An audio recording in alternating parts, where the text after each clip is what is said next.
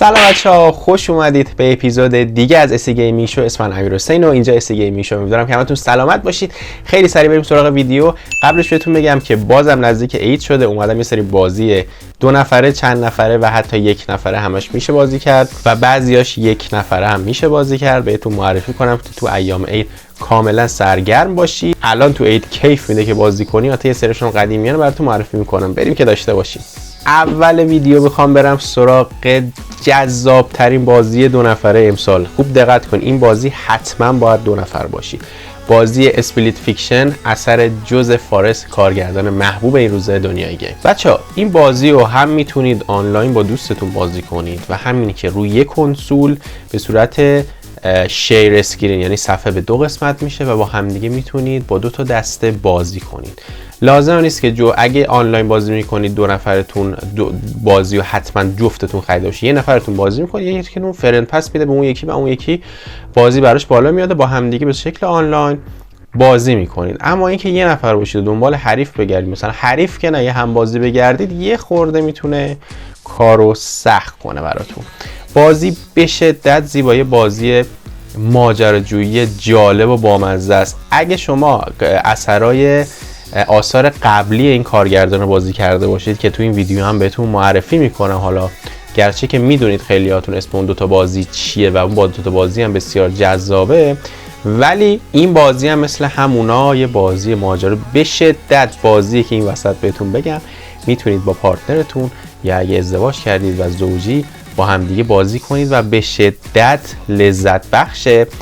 از بازی‌های قبلی جوزف فارست خیلی خفن‌تره، هم داستان جذابتری داره، هم محیط بسیار جذابتر. محیطش هم میره شما رو میبره به دنیای قدیم، دیو و اینجور چیزا، هم محیط جدید، محیط‌های سایبری و به نظر من اثر شاهکاری. اگه تو عید 2 نفره میتونید بازی کنید، حتما این بازی از دست ندید.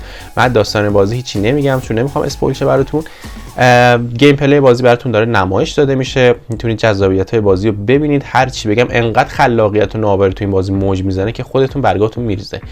ولی خب 2 نفری باید هماهنگ باشید دیگه. بعضی جاها وسطش هرس میخورید، اگه مثلا کسی که داره این بازی رو باهاتون بازی میکنه بلد نباشه میره رو مخاطب. 2 تا بازی دیگه از اثر جوزف فارست که اونام ای بالاخره منتشر کرده بهتون میگم. 2 تا بازی خورده قدیمی‌تر، یکیشون برای پارسال، یکیشون برای اصلا نسل پیش 2018. اولیش اسمش It's Take Two که من تو ویدیو قبلی هم بهتون گفتم.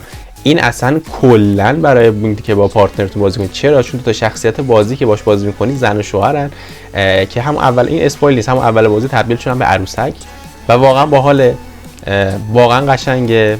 فانتزی، محیط‌های رنگی، محیط‌های خوشگلی داره، پر از ماجراجویی. داستانش این شکلیه. این چون قدیمیه من براتون داستانش رو یه خورده توضیح میدم.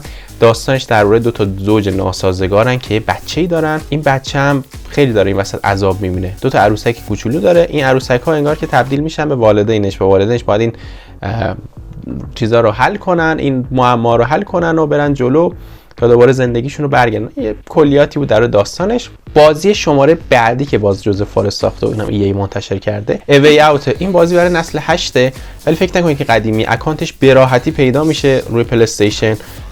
درباره فرار از زندان. داستانش 2 تا مردن، مثلا مثل اونایی که بتونید با پارتنرتون، چرا اینم میتونید با پارتنرتون بازی کنید، ولی خب یه خورده خشنه دیگه. فرار از زندان، کتککاری داره، کشتن آدما داره، بالاخره باید فرار کنید. خیلی مثلا باید هر کاری کنه، یکیتون حواس پلیس پرت کنه، یکی فرار کنه و یکی از قلاب بگیره تو بری بالا.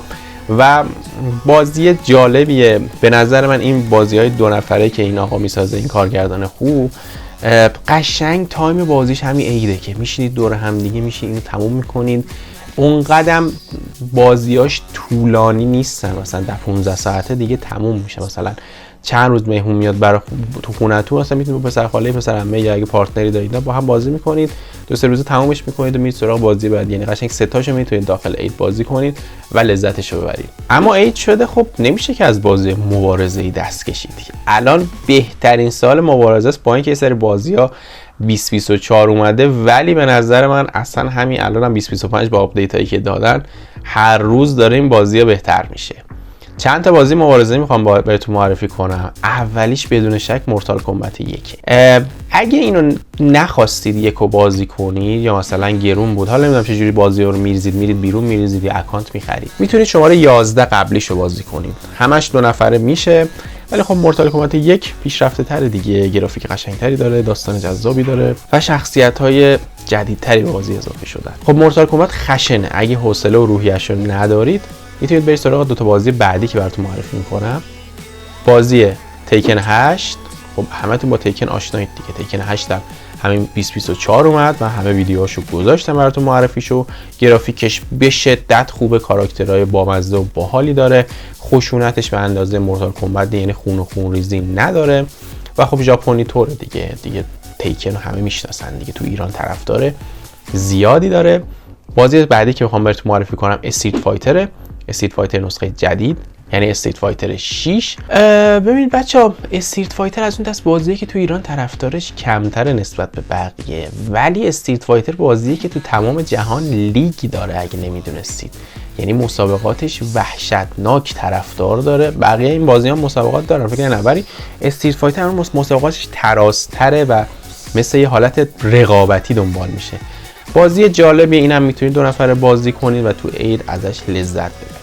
2 تا بازی مبارزه دیگه میخوام بهتون بگم که بیشتر ورزشی ان ولی ریلن. WWE 2K 2025 که همین فکر کنم همین ماه معرفی شد و بازی بعدی UFC 5.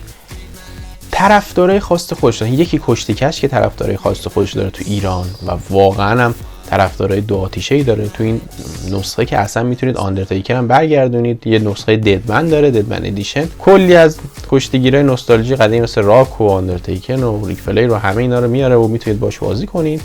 در مورد UFC 5 هم بهتون میگم که خب اونم بازی مبارزه‌ای دیگه، ولی اینو در نظر داشته باشید که بازیایی مثل UFC اگه بار اولتون بازی کنید به شدت سختن.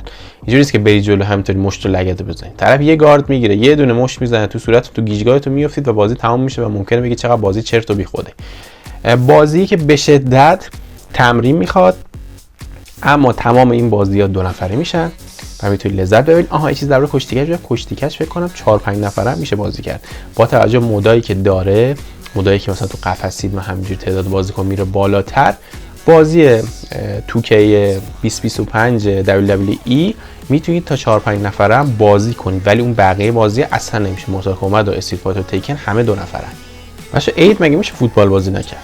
3 تا بازی فوتبالی میخوام بهتون معرفی کنم که بستگی به اینکه با چی حال میکنید، سلیقتون چیه، این بازی‌ها رو میتونید انتخاب کنید. 2 تاش رایگانه، یکیش پولیه. قطعا میدونید چیه.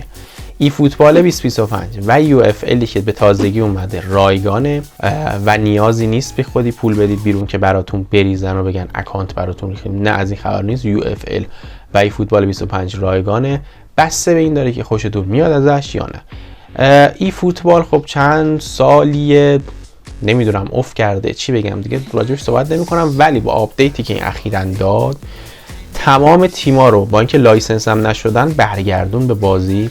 تایم بازی هم برد بالاتر، یعنی همون نسخه‌شو دانلود کنید میتونید توی سرگرم باشید، خیالتون راحت باشه. یو اف ال اما اصلا تازه اومده دیگه، میدونید دیگه رونالدو پشتشه و تیمایی که داره اکثرا حتی از پس هم کمتر لایسنس شدن، یعنی همون ای فوتبال، ولی سبک فوتبالی که ارائه بهتون میده مثل سبک تلفیق ای فوتبال و فیفاست، یعنی برمیگردونه به فیفا 18 فیفا 17 شما رو و جالبه. یه خورده بس شدن به سروراش مشکل داره، همون باید با کامپیوتر بازی کنید یا نهایت 2 نفره بازی کنید. آنلاین بازی کردنش سخته، شما تحریمیم دی ان اس ها، باز باید دی ان اس خریدنی و اینا چیز کنین. بریم سراغ آخرین بازی که همتون میدین، اف سی 25 مزخرف ترین اف سی و فیفایی که چند سال اخیر معرفی شد. متاسفانه پر باگ و من که نمیدونم چی بگم، ولی خب اف سی دیگه همیشه طرفداراشو داره، بخش آنلاین ویژه‌ای داره، التیمیت تیم خفنی داره. تو تعطیلات نوروز هم میتونید 2 نفره با هم بازی کنید و لذت ببرید. فقط پولیه دیگه، میتونید اکانتشو بخرید. به نظرم اونقدر زیاد باش پول ندید، نهایت اکانت ظرفیت 3 شو بگیرید. الان ظرفیت 3 ارزون شده فکر کنم 600-700 تومان شده دیگه، آخرای بازی هم هستش دیگه، تابستون تموم میشه. برید لذتشو ببرید. یه خورده تازگی واسه شدن بهش مشکل اگه میخواید آنلاین بزنید، یعنی دی ان اس خریدنی میخواد یا فیلتر شکن میخواد، ویدیوهاشم گذاشتم براتون. و اینم از بازی‌های فوتبالی بود که معرفی کردم. زیاد حسنا توضیح نمیدم که ویدیو طولانی شه. بریم سراغ بازی بعدی. اید مگه میشه آدم بازی تفنگی نکنه؟ میخوام بهتون یه بازی معرفی کنم که هم میتونید آفلاین بازی کنید، هم میتونید آنلاین بازی کنید و هم میتونید 2 نفره با یه دونه تلویزیون بازی کنید. مثل همونجا صفحه نمایشتون نصف شه. کال اف دیوتی بلک آپس 6 هم بخش زامبی داره، بخش مولتی پلیر داره، بخش آفلاین و داستانی داره و تجربه جالبی بهتون ارائه میده. مثل کال اف دیوتی قبلی اسپید اسکرین داره، یعنی اسکرین شیرینگ داره، صفحه نمایش براتون 2 قسمت میشه، خودتون دوستتون دوتایی بازی میکنید، حالا بخش زامبی حالا بخش دیگه شو. حواستون باشه که این بخشی که میگم توی یه تلویزیون میتونید بازی کنید برای PS4 و نسل 8 ایکس باکس های قدیم ایکس باکس وان کار نمیکنه، فقط برای PS5 کار میکنه و ایکس باکس های سری X و X چون که نمیکشه سیستم بیشتر از اون برای نسل قدیمی. و اینکه خب دیگه کال آف دیوتی دیگه میدونید دیگه، کال آف دیوتی همیشه جذابیت های خاص خودشو داره، بخش زامبی سرگرم کننده‌ای داره، هرچند که به نظر من چند سال اخیر کال آف دیوتی داره از روی رفع نیاز همینطوری نسخه میده بیرون و عین مثلا سری اساسینای یوبی صاف شده، ولی بازی قشنگیه، میتونید ازش لذت ببرید. در نهایت اگه بچه‌ها طرفدار سری بازی‌های ریسینگ هستید، چند تا بازی هم میخوام اونجا بهتون معرفی کنم. بازی کرش ماشینی، کرش تیم ریسینگ نیترو فیول دیگه معروف ترین بازی که اینجا بر پایه مهارت‌های رانندگی نیست، فقط باید حریفو بکوبید و بذارید کنار. بازی بامزه و قشنگیه و اینکه ساعت سرگرمتون میکنه. این بازیه که مثل این بازی‌های فانه و میتونید با دوستاتون بازی کنید. بازی ریسینگ هم اگه میخواید، بازی که مثلا بر پایه مهارت‌های رانندگی باشه، ریسینگ طبیعی باشه، بازی گرند توریسمو، آخرین گرند توریسمویی که برای پلی استیشن اومده میتونید بازی کنید. بازی بسیار طبیعی هستش، بازی فوق العاده ریلی هستش، یعنی گرند توریسمو 7 میتونه لحظات جذابی براتون ارائه بده و 2 نفره هم میشه. آخرین بازی که حتی برای پلی استیشن اومد که انحصاری ایکس باکس بود، فورزا هورایزن 5 بود. یه خورده وصل شدن بهش دردسر، تو پلی استیشن هم باید اکانت ایکس باکس بسازید و از این صحبت ها داره وسطش، یه خورده میتونه اذیتتون کنه، ولی خب بازم ریسینگ. به نظر من انتخاب من کرش تیم ریسینگ و گرند توریسمو اگه پلی استیشن دارید. و در آخر بریم سراغ چند تا بازی تک نفره که من خودم امسال بازی کردم و اگه شما بازی نکردید به نظرم تو اید بازی کنید. اگه بازی ترسناک دوست دارید، سایلنت هیل ریمیک 2 رو بازی کنید. به شدت جذابه، به شدت گرافیک خوبی داره، داستان مهیجی داره. فقط اینکه اگه بخواید تو اید بازی ترسناک بازی کنید، من خودم تو اید نمیخوام بازی ترسناک بازی کنم و این بازی ترجیح نمیدم که تو اید بازی کنم. جالبه، قشنگ، داستان خوبی داره. به نظر من اگه اون کسی هستید که سبک ترسناک دوست داره، این براتون بهترین انتخابه. بازی بعدی تک نفره که خیلی سریع هم تموم میشه، تو 10-15 ساعت تمومش کنید، که من ویدیوش هم گذاشتم، نینجا گایدن 2 بلک هستش. یه حالت ریمیک نینجا گایدن رو درست کردن، گرافیک بالایی داره، فوق العاده اسلشر و خفن، خون میریزه همه جا این ور اون ور و تو اید میتونه سرگرمتون کنه. این بازی تک نفر است، یادتون باشه بچه‌ها. خیلی هم سریع من از این بازی‌ها میگم و رد میشم که ویدیو اونقدر حجمش طولانی نشه. بازی که به نظر من میتونه ساعت‌ها شما رو توی اید سرگرم کنه، مانستر هانتر جدیده. مانستر هانتر همیشه بازی بوده که طی این چند سالی که اومده، یعنی از اون اوایلی که نسخه اولیش میومد تا الان، سرگرم کننده بوده. فقط کافیه که بازی رو یاد بگیرید، یعنی یه خورده طولانی، یه خورده RPG طور زیاده، میتونید با دوستاتون هم بازیش کنین. به نظر من میتونه شما رو ساعت سرگرم کنه اگه از این سبک بازیات دوست داشته باشید. جدیدم هست و اینکه به نظر من میتونه امسال حتی جایزه بهترین گیم هم ببره اگه اسپید فیکشن و رقیبایش که داره بذارن که این بازی جایزه بهترین بازی ببره. حالا که من رقیباش معرفی کردم، یه بازی دیگه هم همینجا معرفی میکنم، کینگدام کام دلیورنس 2. به شدت بازی RPG محور و قشنگ و طبیعیه. بازی اول شخص قرون وسطا، داستان زیبایی داره، گیم پلی قشنگی داره، فقط طولانیه بچه‌ها. طولانی ترین دیالوگا رو این بازی داره، یعنی یه رول پلی طولانی، یعنی صحنه‌های سینماتیک زیادی داره و باید حوصله داشته باشید. اگه بخواید تو این 15 روز عید میتونید تمامش کنید. بهترین بازی‌های عید که امسال اومدن بهتون گفتم. خیلی بازی‌ها هستش که من هنوز میتونم بهتون معرفی کنم، مثل بازی هل‌لایورز 2 که هنوز خودم بعضی وقتا دارم بازیش میکنم، ویدیوهاشم میذارم براتون. به نظر من اگه میخواید بازی آنلاین کنید تو اید و هنوز هل‌لایورز رو نگرفتید، الان بهترین موقعشو، میتونید کلی تفریح کنید. اما یه بازی هست که میخوام نمیدونم روش قمار کنم یا نه و بهتون معرفی کنم یا نه. اساسن کرید شادوز واقعا نمیدونم درباره این بازی چی بگم، چون یوبیسافت تا وقتی که بازی نیاد هیچ چیش مشخص نیست. این بازی 30 اسفند منتشر میشه و به نظر من صبر کنید تا اون بازی اومد نمراتشو ببینید، نظرات مردم به خصوص، من کاری به منتقدا ندارم، نظرات مردم رو بخونید. اگه خوب بود تو عید این بازی میتونه اصلا کل عیدتون رو، اگه اون چیزی که تعریف میکنن ازش باشه، توی عید میتونه کل عیدتون رو سرگرم کنه.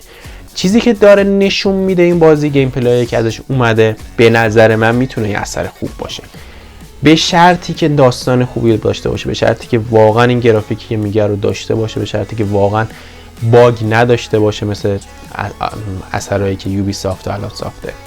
فعلا به نظر این بازی پیش خرید نکنید تا وایسید 30 اسفند بیادش. دیگه یه قمار دیگه اگه می‌خواید پیش خرید کنید دیگه، نمیدونم چه جوری بهتون بگم. ولی من از من بودم تا 30 اسفند صبر می‌کردم که ببینم این بازی بیاد بیرون و چه شکلیه، ارزش بازی داره یا نه. مرسی که بچه تا اینجا ویدیو رو دیدید. بازی‌های مختلفی بهتون معرفی کردم، هم چند نفره بودن هم تک نفره. امیدوارم که از این ویدیو لذت برده باشین و خیلی بازی‌ها بود که تو ذهنم بود که بهتون معرفی کنم. امسال خیلی بازی جدید اومد و خب دیگه از لیست افتاده دیگه. اینا مثلا انتخابی من بود که یه سریاش هم حتی قدیمی بودن که بهتون معرفی کردم. اگه بازی دیگه به نظرتون اومد حتما تو کامنت ها بنویسید. بوس بکلم تا ویدیو بعدی. فعلا بچه‌ها خداحافظ.